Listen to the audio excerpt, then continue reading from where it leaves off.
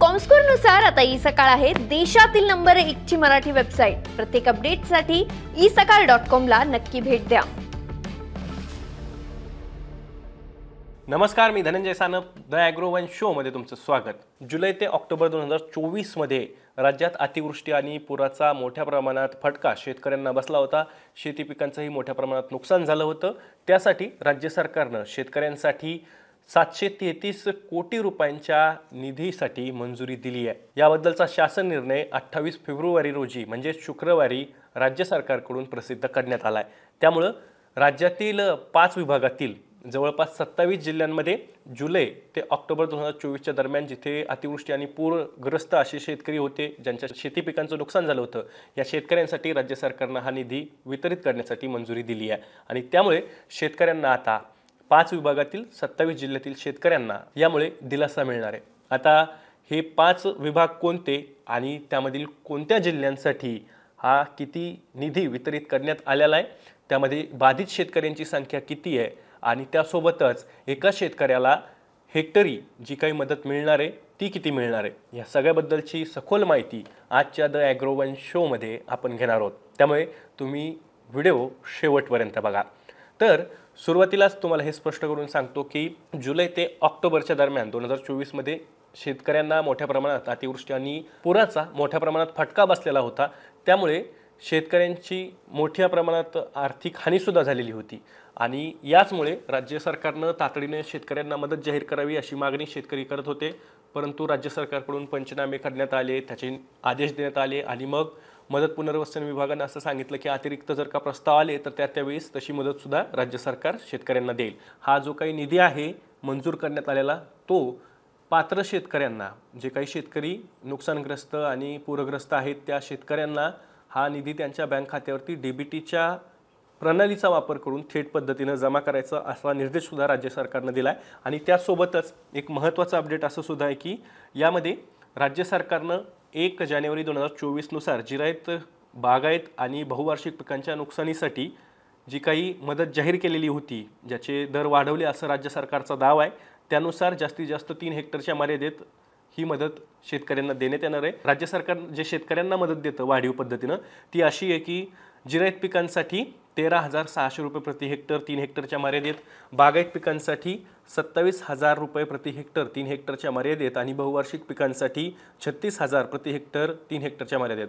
पण याच्यामध्ये सगळ्यात मोठी गोष्ट जी असते, खरी मेक जी आहे ती अशी आहे की ही जी काही मदत दिली जाते, वाटप केलं जातं मदतीचं, की पीक कापणी अहवालानंतर, प्रयोगानंतर शेतकऱ्यांना ही निधी दिला जातो। म्हणजे आता पीक कापणी प्रयोग काय आहे, याच्यामध्ये एक गणित धरलेलं असतं की एका गुंठ्यात 10 किलो, उदाहरणार्थ सोयाबीन आहे तर सोयाबीनचं 10 किलो पीक झालं तर तुमचं 100% उत्पादन आहे असं मानलं जातं पीक कापणी प्रयोगात। आणि या पीक कापणी प्रयोगात जर म्हणजे 10 किलोऐवजी जर तुमचं उत्पादन कमी झालं एका गुंठ्यात, म्हणजे 10च्या जागेवरती जर का 7 किलोच झालं तर तुमचं उत्पादन 70% धरलं जातं आणि 30% नुकसान धरलं जातं। तसंच जर तुमचं एका गुंठ्यात 5 किलोच उत्पादन झालं तर ते 50% नुकसान आणि 50% उत्पादन धरलं जातं। असं गणित धरून तुम्हाला ही मदत जाहीर केलेली असते।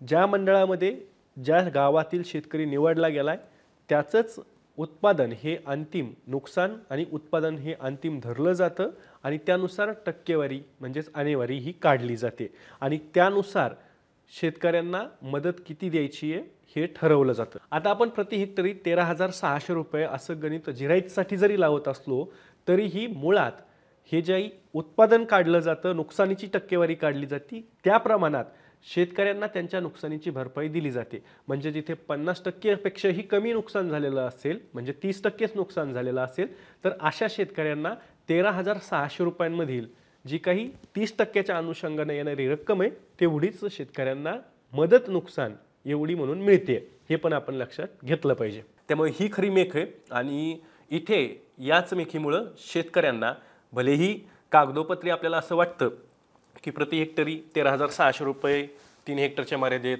मग शेतकऱ्यांना अशी अपेक्षा पण असते, बहुवार्षिक पिकं असतील, बागायत असतील, बहुवार्षिक पिकं ज्यांच्याकडे असतात त्यांचं तर असं म्हणणं असतं की आम्हाला प्रति हेक्टरी 36,000 रुपयेच मिळणार आहेत।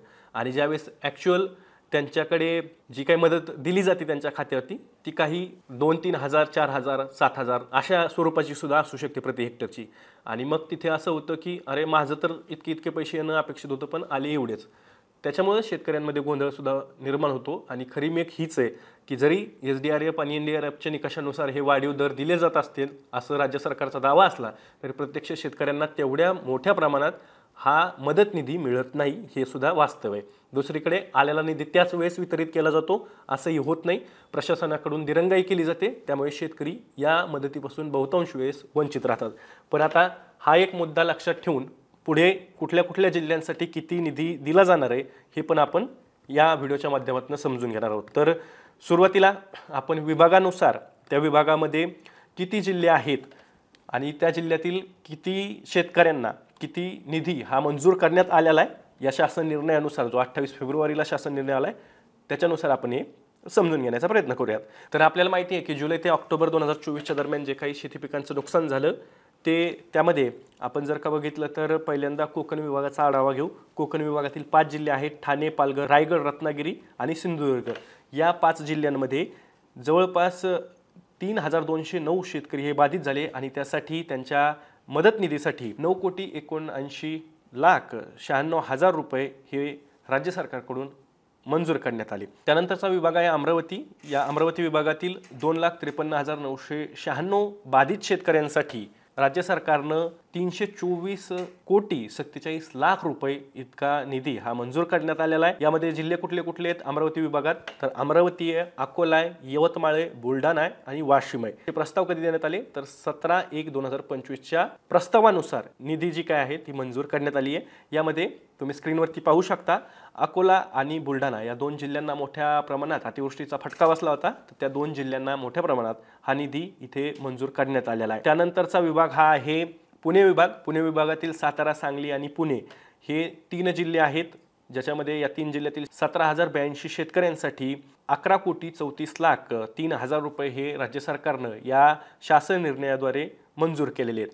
यामध्ये जर का आपण बघितलं तर साधारणतः सांगली जिल्ह्यात मोठ्या प्रमाणात शेतकरी बाधित होते आणि त्यासाठी मोठ्या प्रमाणात निधी हा देण्यात आलेला आहे. त्यानंतरचा विभाग आहे तो आहे नाशिक विभाग.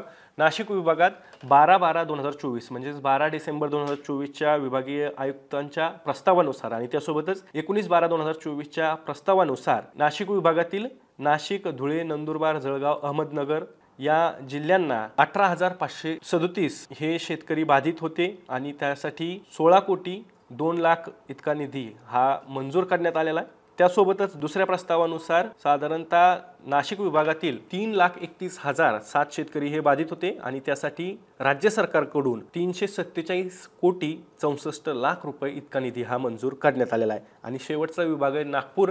नागपूर विभागातील वर्धा, नागपूर आणि गडचिरोली विभागासाठी 19,711 शेतकऱ्यांसाठी राज्य सरकारनं 24,18,25,000 रुपयांचा निधी मंजूर केलेला आहे. राज्यातील बाधित शेतकऱ्यांची संख्या बघितली ती जी की जुलै आणि ऑक्टोबर 2024च्या दरम्यान होती. या प्रस्तावानुसार 6,43,542 शेतकरी हे बाधित झालेले होते आणि त्यासाठी राज्य सरकारनं 733,45,45,84,000 रुपये इतक्या निधीच्या वितरणास मंजुरी दिलेली आहे. आणि त्यामुळे शेतकऱ्यांना यातनं काहीसा दिलासा मिळेल अशी शक्यता वर्तवली जाते. अर्थात आपण जे आधी बघितलं पीक पाहणी प्रयोगानंतर जे काही निकष ठरवले जातात आणि त्याच्यानुसार हे निधीचं वाटप केलं जातं. त्याच्यामुळे आकडे जरी मोठे वाटत असले तरीही ही निधी जी काय आहे ती तुटपुंजी आहे. अर्थात आत्तापर्यंत जवळपास राज्य सरकारकडून 10,000 कोटींच्या जवळपास ही 2023 आणि 2024चा मदत निधी हा शेतकऱ्यांच्या खात्यावर जमा करण्यात आल्याचा दावा मदत व पुनर्वसन विभागाकडून केला जातोय आणि त्यामुळे त्यात आणखीही भर पडली आहे. अजून काही प्रस्ताव येतील त्याच्यानुसार विभागीय आयुक्तांकडून जसे प्रस्ताव येतील तसा राज्य सरकार निधी देणार आहे असंही राज्य सरकारनं स्पष्ट केलेलं आहे. तर तुर्तास हे एक महत्त्वाचं अपडेट होतं. तुम्हाला याच्याबद्दल काय वाटतंय कमेंट बॉक्समध्ये नक्की कमेंट करा. मी दररोज संध्याकाळी 6 वाजता ॲग्रोवनच्या यूट्यूब चॅनलवर शेती आणि शेतकऱ्यांच्या हिताचे मुद्दे घेऊन येत असतो. त्यामुळे तुम्ही अजूनही ॲग्रोवनच्या यूट्यूब चॅनलला सबस्क्राईब केलं असेल तर लगेच सबस्क्राईब करा. व्हिडिओ जास्तीत जास्त शेतकऱ्यांपर्यंत पाठवण्यासाठी व्हिडिओला लाईक आणि शेअर नक्की करा. आपण पुन्हा भेटू. तर तुम्ही तुमची आणि तुमच्या जवळच्या माणसांची काळजी घ्या.